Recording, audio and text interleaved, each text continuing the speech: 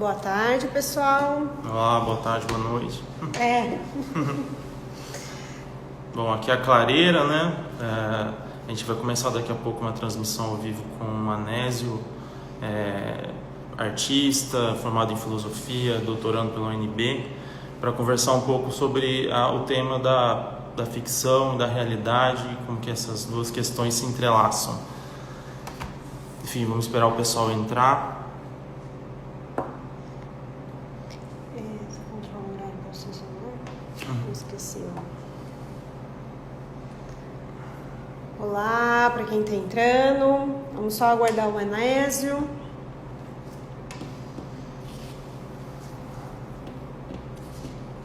Tudo bem, Virgínia, Camila, Aline? Agora dá para ver todo mundo.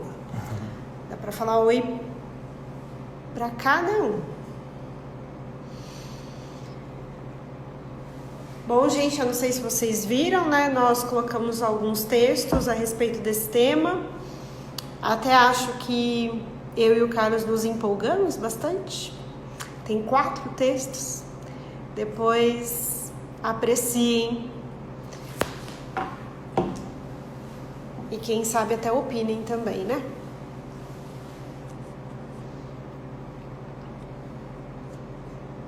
Oi, Saulo. Boa tarde.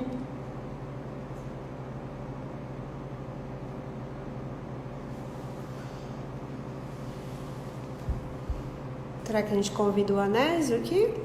Não é ele que tem que entrar? Ou... Eu acho que tem as duas formas. Vai lá. Vamos ver. Ali, transmitir ao vivo.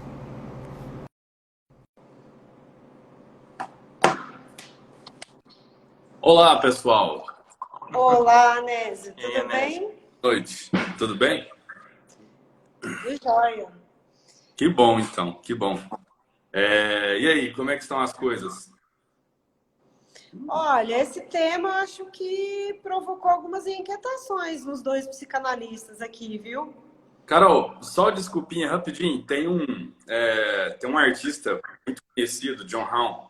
Ele é... Falar só um... Hi, John. Nice to meet you here. Thank you very much. Mas a gente vai ter que falar em inglês também com Não, ele? não. Eu só dei um oi mesmo. Tá. Mas, enfim. Eu fiquei muito feliz com o convite. Eu até fiz um breve... parei hoje para pensar, né, sobre o que eu poderia falar.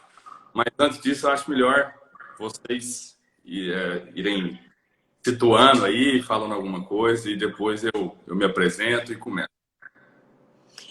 Na verdade eu ia dizer, até enquanto o pessoal vai entrando, né, que o tema acho que acabou inquietando os 2 psicanalistas aqui, que nós fizemos até mais textos do que normalmente a gente produz. A quarta parte, né, nós acabamos de postar. Mas, enfim, acho que talvez a gente até abordou numa ótica que possa ser diferente da que você vai trazer. Mas a gente quer te deixar livre aí. Até porque eu acho que nós também não vamos esgotar, né? Vocês comentaram isso no domingo, né? Nós não vamos esgotar esse tema hoje. Ah, Vanessa aí. Tudo bem, Vanessa? Vanessa, Daniel, Tem o Daniel. tem a Késia, uma ex-aluna minha. Tá. Bom, acho que é isso. Então, primeiramente, eu gostaria de agradecer pelo convite. E hoje foi um dia meio confuso, assim, porque a Camila, minha namorada, ela acabou de ter um ali, e ela está preocupada por conta dessa questão do coronavírus, do funcionamento das clínicas de fisioterapia, academias e tal.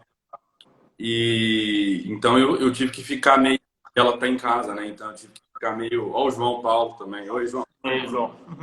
Eu fiquei mais em casa, tentando... assim, nós fomos almoçar na mãe dela, enfim. Então, tentando dar o suporte também e, ao mesmo tempo, não só sobre a conversa de hoje, mas também eu aqui no momento também arquitetando a live lá do Instituto, né? E é isso. E então, eu gostaria de, mais uma vez, né, parabenizar não só vocês, mas todos que estão aqui disponíveis, então, tiraram um tempinho aí para ver a gente conversar. Eu, honestamente, achei muito legal esse diálogo estabelecido entre vocês dois, né? Postagens, eu achei. E aquela questão, né? Tipo, porque a ficção fascina, né, Carlos? Então, ele dá um monte. Então, assim, para quem. Eu acho interessante essa questão do Instagram, porque ele meio que obriga a gente também a ter que produzir de alguma forma, sem ficar pensando muito. Porque demanda um tempo, né? A gente às vezes pensar, sentar, escrever e tem uma espécie de urgência, assim, né? Mas eu tô achando interessante porque estão saindo coisas, né, muito interessantes e excelentes, assim, eu acho. Um pouco assim, meio que de supetão, né? Eu acho que essa convocação mesmo, assim, não ficar tendo que organizar muitas ideias, apesar de que a gente está sempre pensando a partir de alguns fundamentos mais essenciais, mais elementais. Só que eu acho que o que vem trazendo esse jogo com o Instagram é esse movimento mais... Vai lá, escreve e não fica bola para frente, né? É diferente do movimento da escrita acadêmica, né? Exato. E por falar nisso, eu também estou aqui escrevendo a minha tese, né? Nesse tempo. Tive, por um lado é bom para poder treinar algumas ideias que eu já desenvolvendo lá em Montreal. E assim, eu não sei se eu consegui falar isso, né? Mas eu tive que sair de lá às pressas, tal, o outbreak da pandemia, né? E aí, então, eu cheguei aqui e estou desenvolvendo minha tese, mas ainda assim, meio triste, né? Eu acho que exatamente nesse momento, fica naquela dualidade. Bom, então, assim, eu acredito que essa fala de agora, muita gente fala assim, né? Tipo, quando é convidado a falar, bate-papo e tal. E eu sempre falei, quando a pessoa fala que é um bate-papo é porque não produziu muito bem um filme narrativo. Mas a ideia é para ser um bate-papo e até comigo, o Carlos e eu conversando, eu acho que o que ficou legal é que eu não quero produzir, digamos, como é que eu posso dizer isso? Eu não quero fazer afirmações agora. Eu não sou especialista no estudo entre realidade e ficção, né? Porque a primeira coisa que nós temos que entender é todo um campo, né? Bastante estruturado, com conceitos bem definidos, né? Que atravessa aí mais ou menos quase 2000 anos de história, né? Que vem lá desde Platão até hoje, né? A definir o que é ficção, né? E a relação entre a ficção e a realidade. E ao mesmo tempo, né, é interessante, né? Tem toda essa herança profunda, mas como é um tema aberto, né? Por isso que eu acho que a gente está pontuando aqui desde domingo, e eu acho que isso é uma referência para clareira aqui, né? Não é fechar, encerrar as questões, mas é abrir. E aqui a gente não vai dar a resposta final. Então, enfim, né? A gente pode partir lá desde Platão e fazer uma linha, mas essa linha vai sempre abrindo, né? Isso, exato.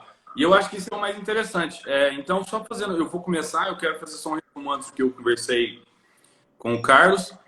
Espero que todos estejam muito bem, porque o celular está apoiado na mesa.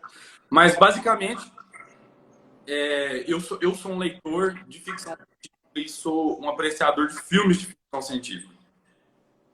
Não da forma como eu queria, né? Porque o que eu gostaria era de dedicar um pouco mais meu tempo em explorar narrativas fílmicas em ficção científica com mais tempo, me dediquei mais nisso, né? Mas eu admiro e assisto ficção científica desde a década de 90. E durante muito tempo assim, durante muito tempo, eu digo que quando eu comecei os estudos em filosofia, e logo depois eu fui agraciado com 2 bolsas de iniciação científica em literatura, dois mestres, né, 2 professores que orientaram muito, me ensinaram muito. tal de o Eduardo Tolental, e a Luciane Azevedo também, ela se encontra na Bahia, Federal da Bahia. E eu tive, durante esse momento, uma proximidade muito grande com textos estéticos, né? A estética da narrativa, seja em contos, seja na literatura narrativa contemporânea, no romance contemporâneo. Então, é um tema que eu admiro muito, que eu gosto demais, e grande parte da investida que eu fiz para as artes visuais é baseada a partir da literatura. Isso eu não posso negar. E eu sempre, como eu disse, eu sempre admirei ficção científica. Eu acho que graças à influência do meu pai. E depois eu tive o prazer de uma pessoa que se tornou um amigo desde 2005, que é o Edgar Franco, que é um grande estudioso das artes, né? E o Edgar, ele é um desenhista, ele é um historiador. A arte dele, a arte, o meio de expressão básico do Edgar é a história em quadrinhos. Ele parte das histórias em quadrinhos em ficção científica, né? E ele desenvolve narrativas de história em quadrinhos em ficção científica. Então, em certo modo, foi se moldando, né? Junto a mim, né? Eu acho que esse pela ficção científica foi se moldando junto a mim. E eu lembro quando eu primeiramente li na verdade, a primeira narrativa de ficção científica era um romance do Isaac Asimov. E o Isaac Asimov, quando eu li, eu falei, eu achei legal. Gostei bastante e comecei a ler alguns contos do Philip K. Dick também, e cheguei nesse, né? Então, a primeira referência é o Arthur C. Clarke, O Fim da Infância. E eu vou ler um trecho dele daqui a pouco, né? E nesse momento, nesse exato momento, eu estou lendo o livro o romance ao Solaris, ao filme Solaris, de 1972, do Tarkovsky. Porque eu acho que, se eu não me engano, em 2006 teve um filme do Soderbergh também, baseado em Solaris. É ruim. É bem diferente, mas cara, aí vai uma trivia. Não sei se você sabia. O Stanislav Lem, que é o autor do Solaris, não gostou da adaptação do Tarkovsky. Ele não gostou sabia porque... apreciar. Não, e de fato, assim, o Tarkovsky, ele acabou explorando outra questão do filme, perdão, do livro, que eu acho muito bonito, que é a questão eu acho que essa tensão, né, do espaço interno da nave, com o surgimento de pessoas, de seres que questionam a própria existência, né? No caso a Ra, quem não viu, assista, é muito bonito, e leia o livro também. Então o Tarkovsky, ele se centrou mais nas definições, né? Eu acho que eu posso ter assim, tensões entre o espaço interno da nave e o espaço da memória, né? Então é um filme que se alonga muito na exploração espacial, no silêncio. Então, Anésio, desculpa te cortar. Aí que eu acho que entra uma questão já, que talvez a gente possa colocar, que eu acho interessante, o seguinte. Parece que, por exemplo, eu acho que a ficção científica ela é rica, porque ela conversa com um elemento humano ali que atravessa as questões para além da discussão da técnica, da ciência em torno daquilo. Mas é isso que eu acho interessante. Por exemplo, né, a gente, na psicanálise, quando assiste esses filmes, parece que a gente captura algo que às vezes é diferente do que eu vejo outras pessoas discutindo em torno disso. O que eu quero dizer com isso? Por exemplo, é muito comum nos filmes de ficção científica eles serem nomeados como filmes ou livros, né, de literatura, né, literatura de antecipação. O que isso significa? Há uma ideia ou uma idealização sobre determinada a aquisição técnica ou uso ou construção tecnológica que aparece no filme como uma antecipação do nosso futuro, que é a realidade, né? Sim, sim. Então, né? E é muito pontuado como que esses filmes muitas vezes lidavam com tecnologias na ficção, que hoje é a coisa mais banal para a gente. E eu acho que não só na questão, não só na questão tecnológica, né? Mas na questão também de problemas humanos. Sim, é aí que está o ponto. Problemas. Vamos mudar o termo problemas humanos, eu acho uma coisa muito generativa, muito geral. Mas problemas existenciais, né? Problemas, eu acho que também é do psicológico, da psique, né? As doenças. E um que eu acho interessante, que é a questão da percepção, né? Então, no fim da infância, existe muita. Como é que porque é basicamente o seguinte, eu vou tentar resumir para entrar nos tópicos aqui, porque eu acho que a gente tem uma hora de conversa muito legal. Uhum. Basicamente, uma nave espacial, ela aparece no planeta Terra, né, no céu. E nesse momento, esses seres, eles começam a se revelar para os seres humanos, né? Esses extraterrenos, eles vão se revelando aos poucos. Daí, mais ou menos, um intervalo de 100 anos, né, eles se revelarem. E quando eles revelam, a figura deles é muito semelhante ao Baphomet, né? Que é aquela entidade que se tornou demoníaca, né? Por meio da igreja e tal. Então, já tem o primeiro choque, né? Então, os senhores supremos, eles fornecem para a humanidade, digamos, tudo aquilo que é necessário para acessar os problemas, sejam de ordem psicológica, seja de ordem salutar, né, relacionada à saúde, problemas sociais, problemas de fome, tudo isso, mas com uma condição. E a condição é não fazer mais exploração espacial. E aí vem o primeiro ponto que eu vou tratar logo em seguida, né? À medida que o livro vai se desenvolvendo, a narrativa vai se desenvolvendo, os senhores supremos, eles falam assim, o espaço não é para o ser humano. O espaço não é para o ser humano. Seja numa questão, digamos, numa questão física, os corpos de vocês não dão conta de estar expostos a essa questão. Vocês não entenderiam a realidade cósmica, lá vocês não entendem, a noção do espaço temporal de vocês é uma noção obsoleta. Mas nós precisamos de vocês nesse momento para uma outra etapa que vocês também não vão entender agora. Então, a condição é vocês param no espaço aéreo. Né? E nisso, né, entra um pouco daquilo que é muito característico, eu acho que eu acho muito difícil fazer essa generalização, que é característico do ser humano, que é a indagação, né? E uma coisa curiosa, no momento em que todos os problemas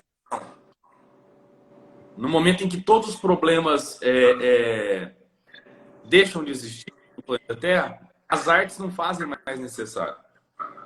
Uhum.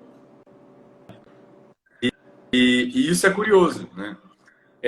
Mas, enfim, praticamente esse livro que me levou a falar com o Carlos sobre essa realidade de ficção, e vocês vão entender daqui a pouco.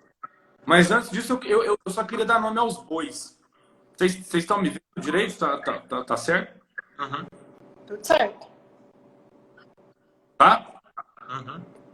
Então vamos dar nome aos bois, né? O que eu tô chamando de realidade. E eu acho que a primeira palavra aí, eu acho que a primeira reflexão que aparece é essa realidade. E eu vou dar uma definição de Stanislav Lem, o mesmo autor do Solaris. Então, a realidade equivale a um momento em que a existência dos objetos independe de mim. Olha que filosófico isso, né? Então, a realidade equivale a quando a existência dos objetos independe de mim.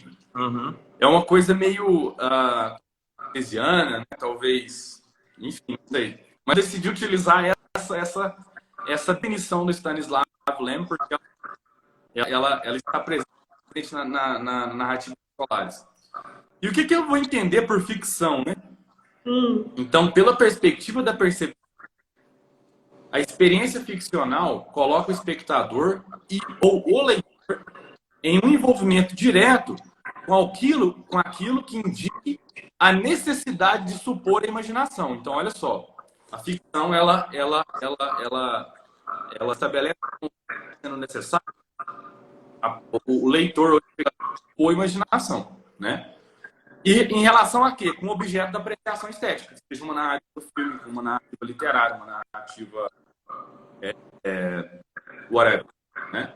E pela perspectiva poética, é a qual eu como artista, né? Porque eu faço doutorado em artes visuais pela UNB e a minha linha de pesquisa é a poética contemporânea, criação. Então, pela perspectiva poética, a ficção é potência criativa, né? É também potência criativa. É a capacidade de forjar, a capacidade de investigar, de explorar, de prever, antever, né? A realidade, como que inclusive é um dos debates lá na década de 60, 1960, né? Ficção científica como capacidade de antever uhum.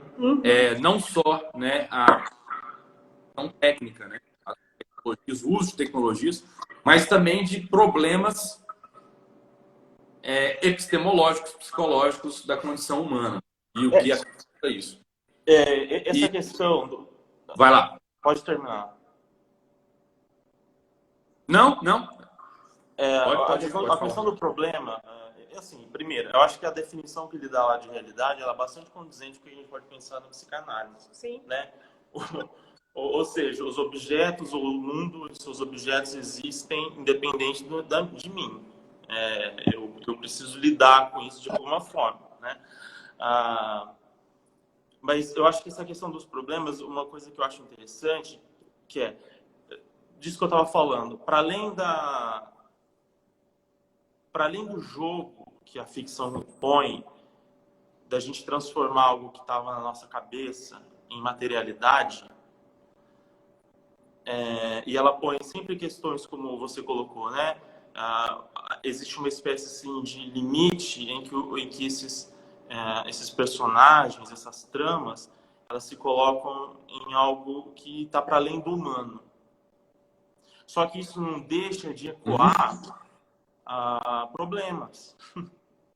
Isso não deixa de ecoar questões existenciais. Por isso que eu acho interessante que acompanha, apesar muitas vezes me parece, né, enquanto psicanalista eu escutando a obra ficcional, né, apesar de colocar o humano dentro dentro de um além, seja das capacidades que a gente tem hoje de saúde ou tecnológicas, enfim, parece que tem questões que o arrastam para de volta de condições que a gente pode chamar de humanas. A precariedade que a gente se encontra. E a dificuldade de ter esses limites da ficção. Mas parece que é aí que está. A gente quer jogar com isso mesmo. A gente precisa desse espaço para poder fantasiar.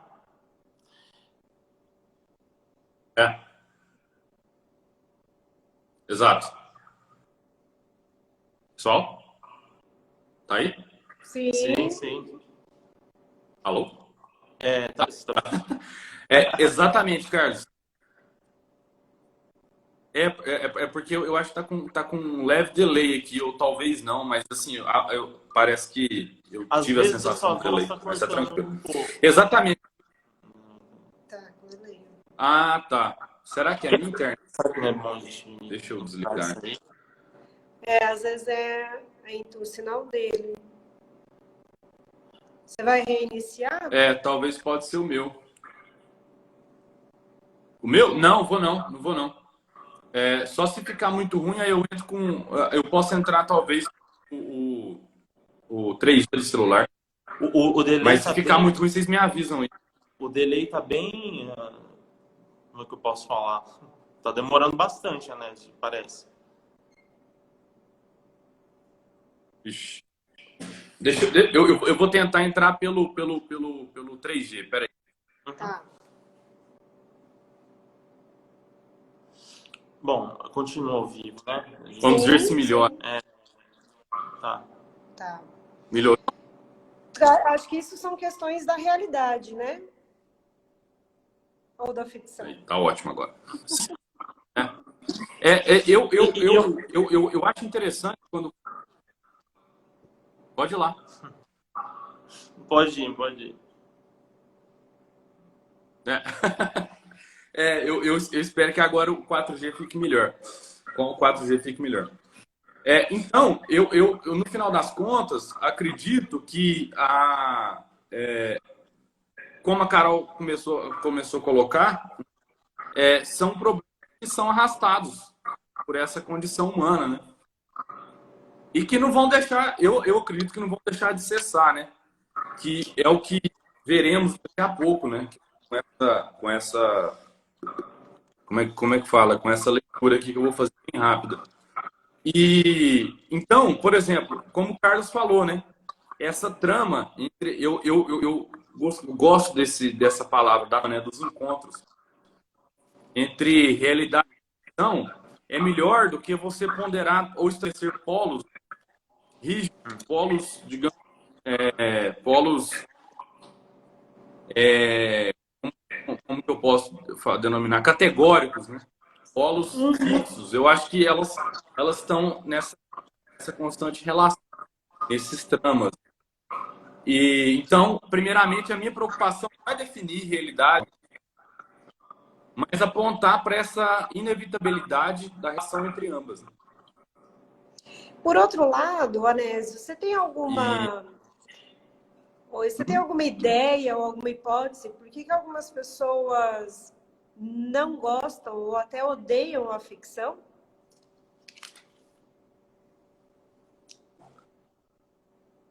Olha, eu posso tentar responder isso por meio de uma crítica que o Platão faz às artes representativas ou às artes miméticas. Né? E a crítica é a seguinte, que é uma crítica, digamos, que ela está sublinhada, né? Ela está sublinhada na condição da representação. E o que é isso? Qual que é essa crítica? Que a partir da realidade da ficção, ou a realidade da ilusão, aquele que tem a experiência não sabe definir o que é realidade e o que é ficção, quais são os limites. Então, eu acredito que se houver alguma pessoa que não gosta de ficção, talvez seja por isso. Seja porque perde-se o limite, né? Perde o controle daquilo que pode ser definido como aonde começa um e termina o outro. Ou o que é realidade, aonde termina a realidade, começa a ficção. Eu lembro que eu conheci uma pessoa, Carol, isso é engraçado. Ela era mãe de eu acho que uma amiga minha, que ela dizia que ela não gostava de ficção. Ela gostava, filmes, por exemplo, ela preferia documentários, porque os documentários narravam a verdade.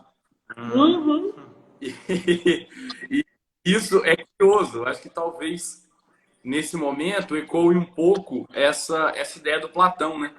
Agora melhorou 100%. E então eu acho que ecoa um pouco essa ideia do Platão, essa ideia que as pessoas perdem o controle, né? E eu, enquanto artista, eu me beneficio disso. Né? Eu me beneficio dessas tramas, né? Ainda que eu acho assim, né? Por exemplo, a ficção, eu acho que tem muitos meandros da ficção. Acho que pode simplesmente a ficção é aquilo que falseia a realidade. Não, eu acho que isso é uma visão. E o Carlos colocou bem, né? Eu acho que uma das principais ficção científica. E a ficção científica, de certo modo, ela antecipa, né? Antecipa o quê? Bom, diversas coisas. Né? E eu acho que uma dessas antecipações são cenários. Uhum. E quando a gente fala cenários, nós estamos falando de contextualização espaço-temporal. E um desses cenários, né, são esses, digamos, essa condição humana.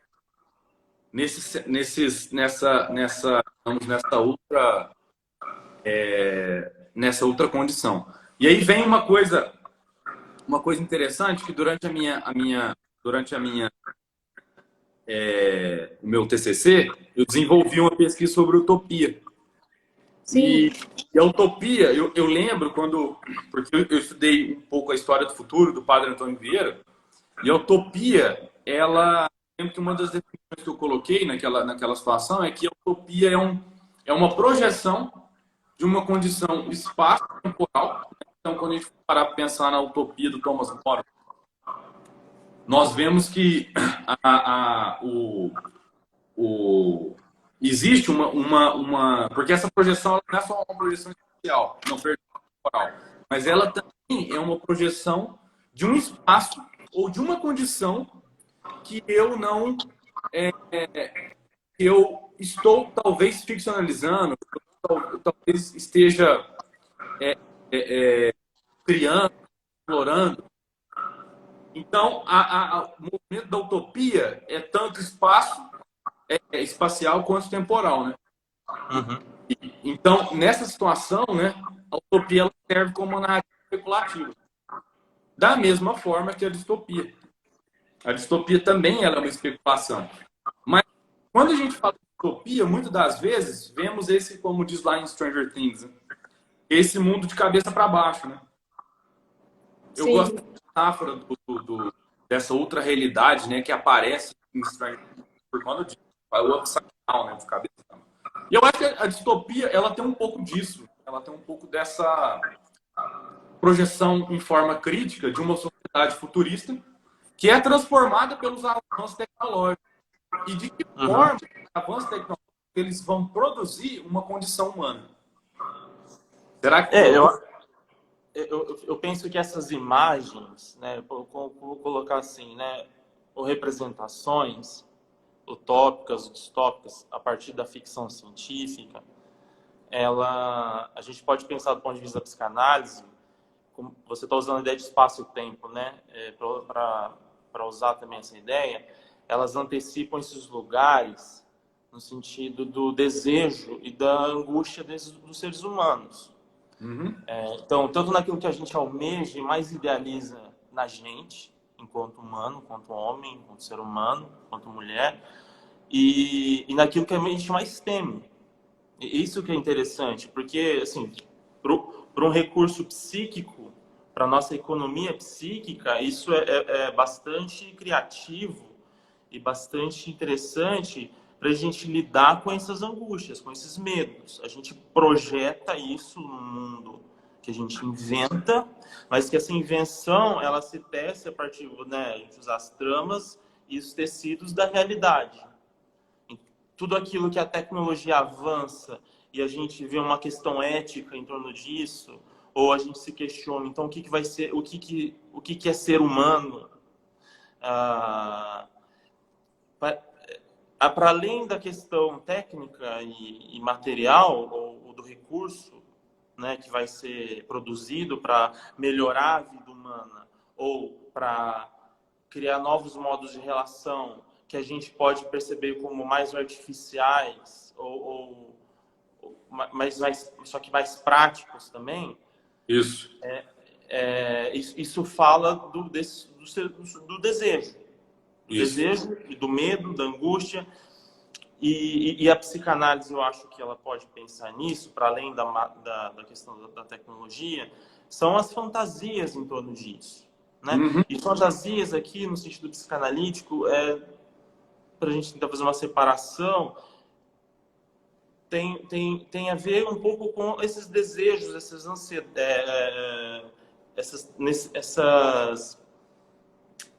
aquilo que o sujeito almeja, mas que talvez... Fez ou não? Oi? Fabulação ou não?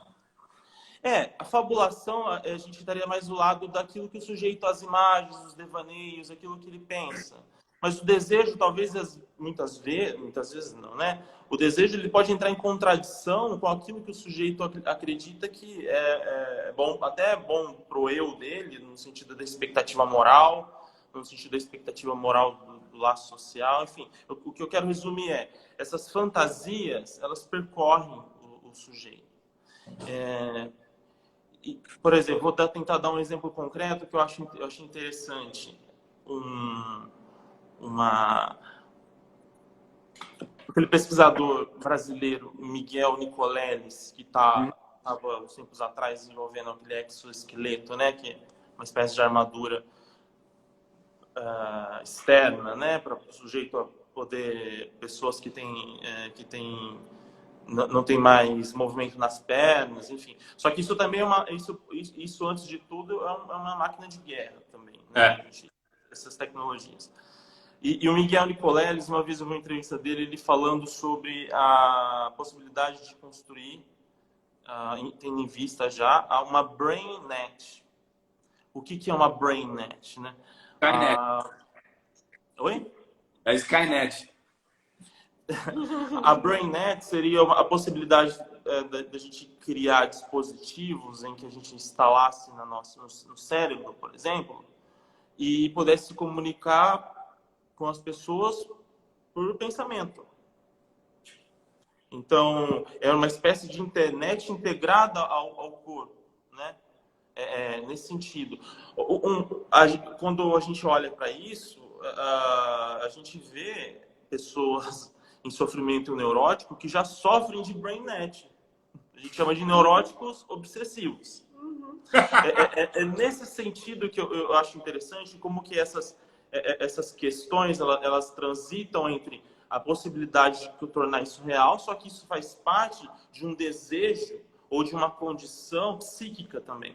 Então, o obsessivo, ele acredita que o outro está falando dele, ele tem certeza que o outro sabe ou fala algo que ele imagina, a pessoa não foi com a minha cara, e tudo em volta disso tem aquilo que o Freud chamou de onipotência do pensamento.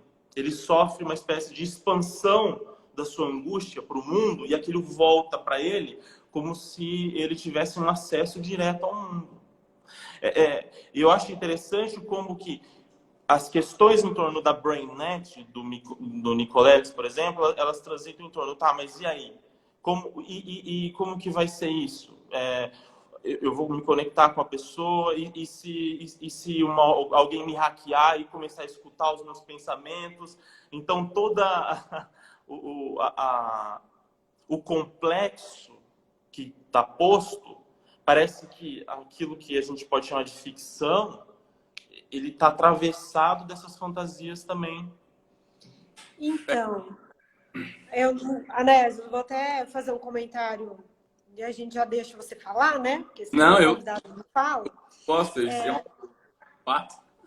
Mas eu acho que o que o Carlos traz, eu complementaria, que eu estava aqui pensando, né?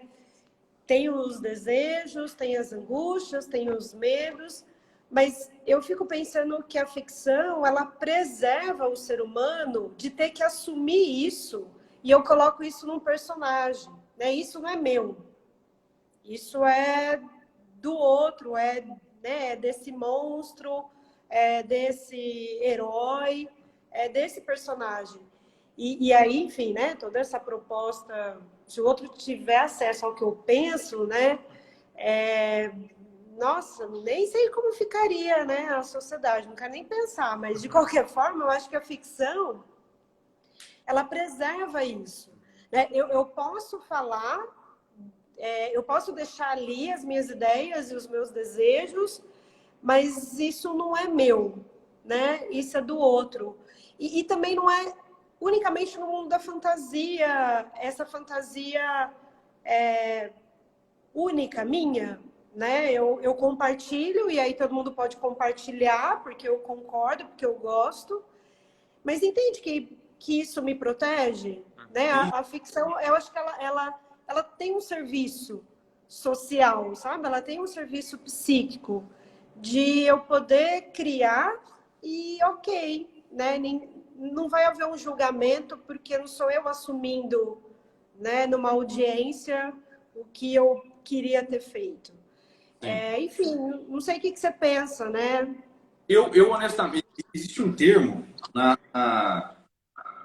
como é que chama? Das narrativas ficcionais, denominado de autoficção, né? Como? Autoficção. Que é, Autoficção.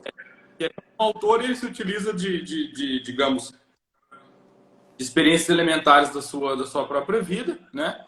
Uhum. E aí que está a grande questão, né?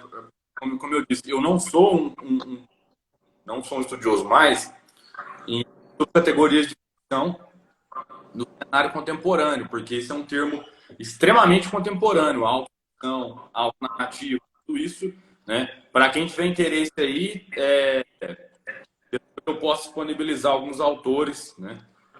Mas não é minha praia. Mas tem esse termo, né? Autoficção, né? E eu acho interessante que esse é outro termo que eu não gosto. Eu já falei para você, cara, o sujeito. Sujeito contemporâneo. Termo utilizado. Bem, o sujeito contemporâneo, ele se fragmenta.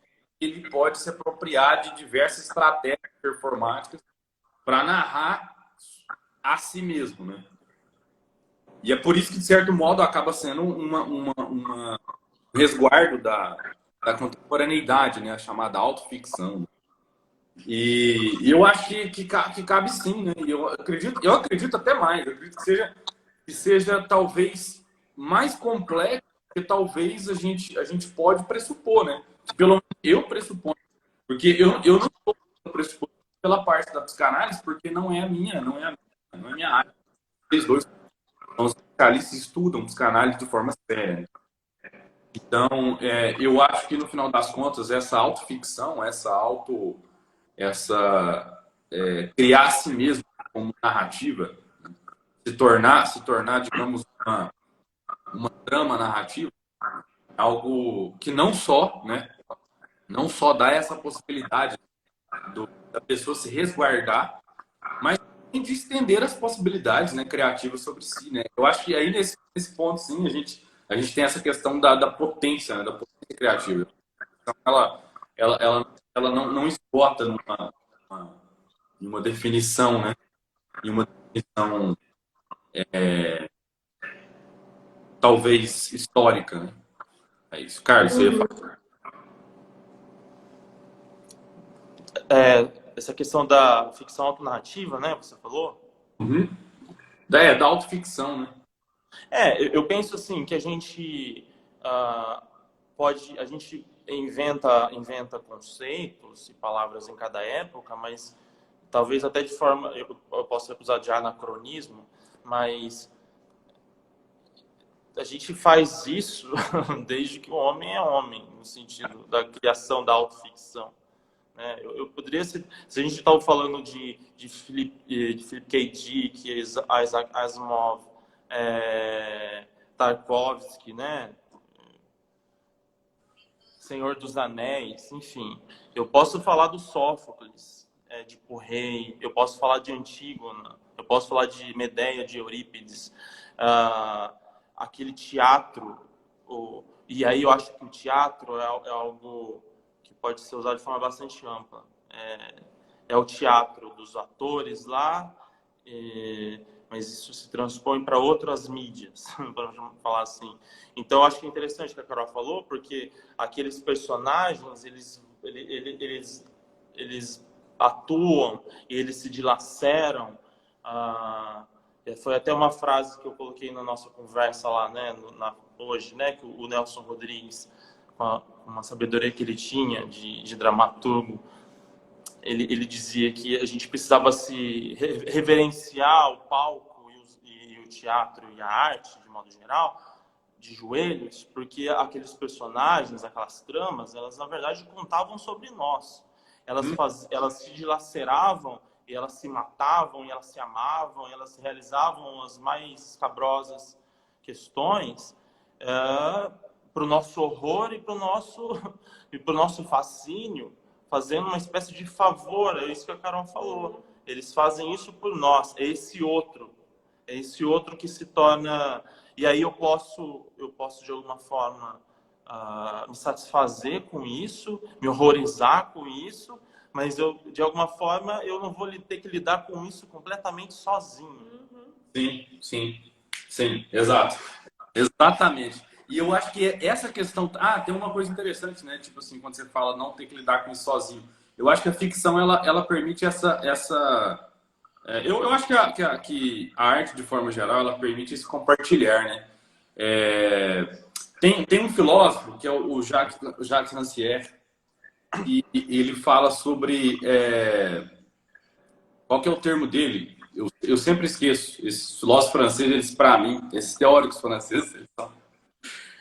mas ele fala sobre a questão de como o poder determina ou permite ou condiciona, né, uma apreensão estética da realidade, né? E eu acho que a grande questão, né, que perpassa a ficção também é esse poder compartilhar, né? É claro, um compartilhar muito mais complexo do que simplesmente falar, eu estou compartilhando com você. Mas enfim, eu vou fazer a leitura aqui. Sim. Eu acho que tem tudo a ver. E eu espero que vocês não fiquem chocados, porque eu lembro quando eu fiz essa leitura, eu terminei esse livro recentemente.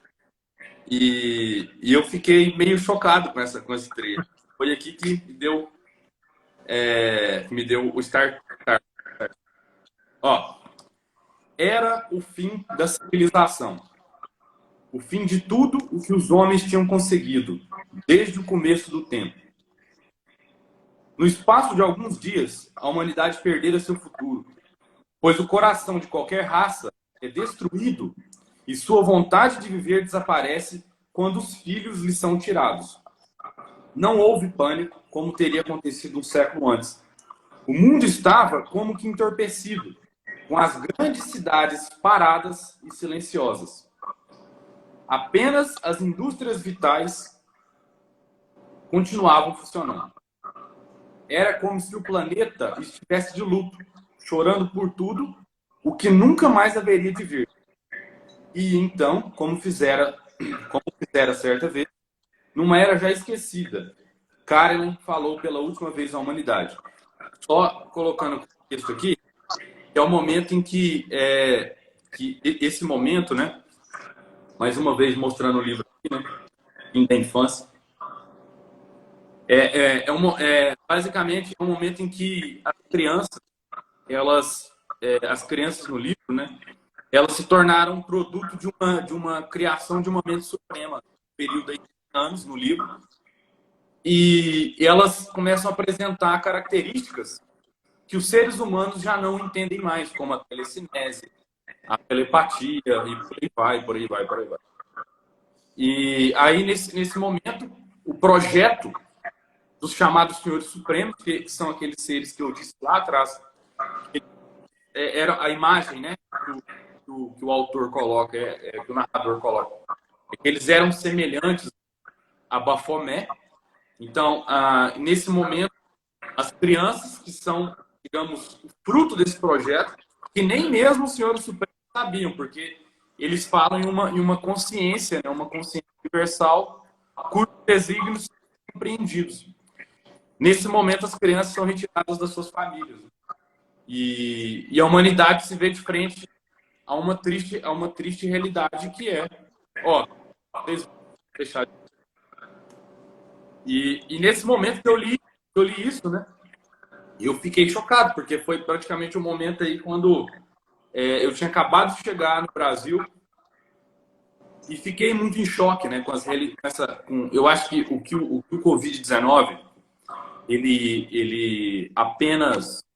Porque, na verdade, todas essas contradições que estamos percebendo nas realidades, nessa realidade mundana, elas já estavam aí. Essas contradições, elas estavam aí. Eu acho que o Covid-19, ele apenas deixou isso claro. Né? E tem algumas pessoas que aí, vocês sabem melhor do que eu, elas negam a realidade. Isso aí é um... Essa imagem, né, perder as crianças, eu fico pensando, né, como a ideia de a criança é um futuro da humanidade, né? Aquilo que a gente tem para transmitir, e se isso não existe, para quem vai ser transmitido? Uma humanidade. E eu acho interessante, porque eu acho que foi até uma observação, alguma conversa que a gente já teve, a Carol, que talvez essa condição que bate a porta na nossa realidade, ela é algo que ela escancara a precariedade do homem. Sim, exatamente. É algo com que a gente tem de lidar sempre parcialmente, senão também a gente não aguenta. E de fato, eu acho que aí que a gente colocando esse problema real e aí colocando do lado o uso da ficcionalidade, aí está uma ferramenta poderosa, porque não é simplesmente uma fuga do mundo real, mas é uma ferramenta para a gente usar para entender e se questionar. E aí a gente faz essa dinâmica de pensar o que é a precariedade do homem, o que a gente deseja, para onde a gente está indo. Então, essas são questões universais e que acompanham, e principalmente em momentos de dificuldade. Porque aí é onde as certezas elas roem, né? Exato, exato. E eu acho que é exatamente isso que eu percebo, a potência da ficção e principalmente desses livros, sabe? Desses livros de ficção científica. Eu acho que, especialmente esse trecho do fim da infância, ele me causou um certo mal-estar, assim. Uhum. Ao mesmo tempo, Anésio, é um lugar para você, é isso que a gente está falando, de compartilhar, de identificar. Isso. Ao mesmo tempo, é um lugar que você pode depositar o seu mal-estar e se perguntar a partir dele. Uhum. Exato. Carol, você ia falar... Não, na verdade, eu acho que a gente vai ter que começar a concluir, se é que concluir no sentido de fazer um fechamento, né? Porque daqui a pouco o Instagram nos corta, né? Por conta do tempo. Mas eu acho que eu só queria deixar, né? Ouvindo vocês, não vou falar do livro, mas eu vou pegar o título, né? Que talvez a ficção não permite que a infância termine, né? No sentido, a criança ela brinca, ela fantasia e ela é muito mais espontânea, né, do que o adulto, por N motivos. Não vem ao caso aqui, né, na nossa conversa, mas eu fiquei pensando nisso, né? Eu acho que a ficção permite que o adulto continue acessando algo do infantil, né? Eu vou colocar dessa forma. Enfim. Duas considerações. A primeira coisa é o seguinte: isso que você acaba de falar, ela está presente na filosofia do Jean-Baptiste Vico. Tá. Então, do século XVIII, né? Ele morre no século XVIII. E eu estudei no TCC, né? E o Vico me acompanhou durante, infelizmente, pequena parte da minha graduação. Eu queria ter demorado mais no estudo do Vico, e ele fala isso. Que a capacidade, que a poesia, ele chama a poesia essa capacidade criativa, no sentido de poético, grego. Que a capacidade criativa, ela permite essa capacidade, é um termo dele, entitativa, né? Então, nós falamos assim, as crianças tomam as suas mãos objetos inanimados e fornecem, né? A partir da capacidade entitativa, fornecem esses objetos a vivacidade. É muito forte. Então, ele fala em uma lógica poética. A lógica poética não é nada menos de um significado. E isso é legal. E a segunda coisa, como eu estava falando lá no início, no livro, né? A primeira condição que é colocada aos seres humanos é que eles não explorem o espaço, porque o espaço não é para os seres humanos. E ontem à noite, eu lendo um artigo se eu não me engano, qual que é o nome desse? Eu acho que é da NBC, é aquela agência de notícias lá dos Estados Unidos, da América do Norte, né? Saiu uma manchete ontem. Foi ontem. Foi ontem. É o seguinte: colonizar Marte pode requerer que a humanidade improve, qual que seria o termo aqui? Aprimore o seu DNA. Então, tipo assim, para que haja uma colonização de Marte, talvez seja necessário um aprimoramento genético, né? E um dos experimentos que foi colocado aqui, que eu acho interessante, é que tem um, um serzinho que ele é milimétrico, chama tartígrados. Em inglês é tardigrades. Eles são bem pequenos. E eles são os seres mais como é que fala? Mais do planeta. E fizeram experimento de pegar o genes, né, um gene específico a essa resistência. Eu não sou biólogo, então eu me permito o erro. Inseriram numa célula humana. E essas células humanas, elas ficaram 3 vezes mais resistentes à radioatividade, a calor. Então, estão estudando aí essa possibilidade de aprimoramento genético como colonizar os planetas. Então, que é uma coisa que talvez seria ficção científica, mas não, isso sabe. É ficção, mas como a gente falou, fala do nosso desejo de permanecer, né? Pelo que o Spinoza chamava de conatos. A gente deseja perdurar, permanecer, existir. E o ser humano se utiliza da técnica, de alguma forma, para isso. Mas isso também põe questões para a gente pensar. Muitas a nossa responsabilidade em relação a isso, né? E enfim, e para quem vai servir morar em Marte, um outro planeta, enfim. Mas, Anésio, a gente só tem a agradecer a você pela conversa. É claro que eu tenho certeza que você tinha muito mais coisas para falar, porque eu te conheço. Eu também, mas aí é o limite do Instagram, do outro aqui, o Instagram, que põe esse limite pra gente. A gente só agradece. Eu que agradeço imensamente. Carol, você ia falar, desculpa. Não, eu ia agradecer também, né? E eu acho que muitos parceiros têm entrado nessa aventura, né? E nesse desafio. E você também já foi né? Inicialmente já topou, né? Nem titubeou. E de fato, né? Eu acho que se ficou também aí tantas outras questões, né? A gente vai abordando, vamos pensar depois, quem sabe na parte 2, se precisar, enfim, né? Mas eu acho que é agradecer, de fato, a sua disponibilidade, né? Dedicou não só o tempo agora da live, mas a gente sempre fica pensando, né, nos temas, isso nos acompanha, né?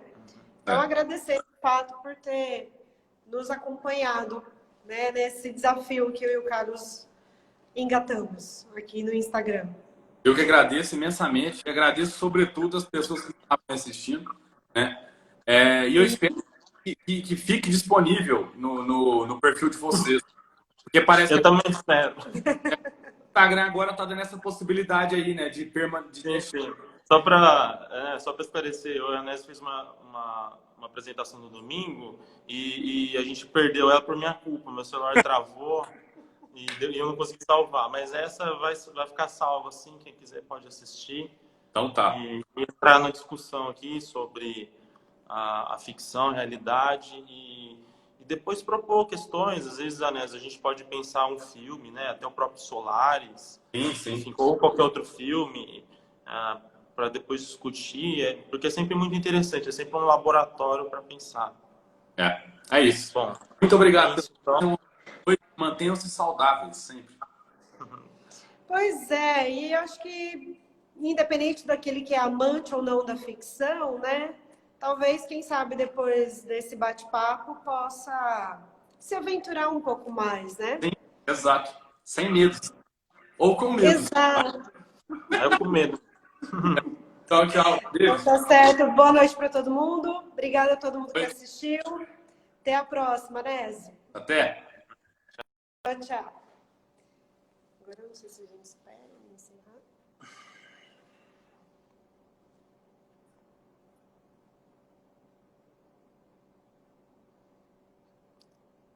agora vem a parte.